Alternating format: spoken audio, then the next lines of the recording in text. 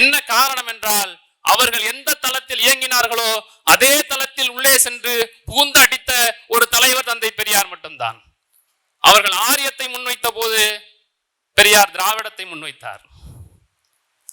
அவர்கள் பிறப்பை அடிப்படையாக வைத்து அனைத்தையும் இங்கே பாகுபாடுகளை உருவாக்கிய போது, படிநிலைகளை உருவாக்கிய போது, ஏற்றத்தாழ்வுகளை உருவாக்கிய போது கல்வியின் வழியாக இந்த ஏற்றத்தாழ்வை ஒழிக்க முடியும் என்று பெரியார் கல்வியை முன்வைத்தார்.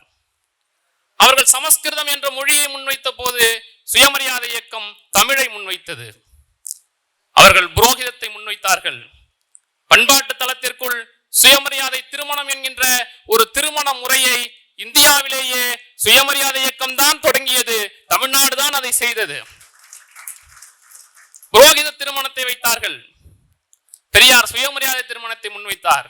அவர்கள் சாஸ்திரத்தை குறுக்கே நீட்டினார்கள். சாஸ்திரப்படி செல்லாது என்றார்கள். பெரியார் இடது கையால் இடவிட்டார். சட்டத்தை நீட்டினார்கள். சட்டப்படி சுயமரியாதை இயக்கம் சுயமரியாதை திருமணம் செல்லாது என்றார்கள். பெரியார் காலிலே போட்டு மிதித்தார். சட்டத்தை பற்றி அவர் அக்கறை கொள்ளவில்லை. 69 சுயமரியாதை திருமணம் செல்லும் என்று சொல்லும் வரை பெரியார் சட்டத்திற்கு எதிராகவே இங்கே சுயமரியாதை திருமணங்களை நடத்தி கொண்டிருந்தார். அவர்கள் கருமாந்திரம் செய்தார்கள்.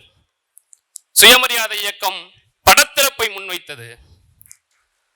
நீத்தார் நினைவு நாள் என்று அதை மாற்றியது. உத்திரகிரியை என்பதை நீத்தார் நினைவு நாள் என்று மாற்றி காட்டினோம் சுயமரியாதை இயக்கம்.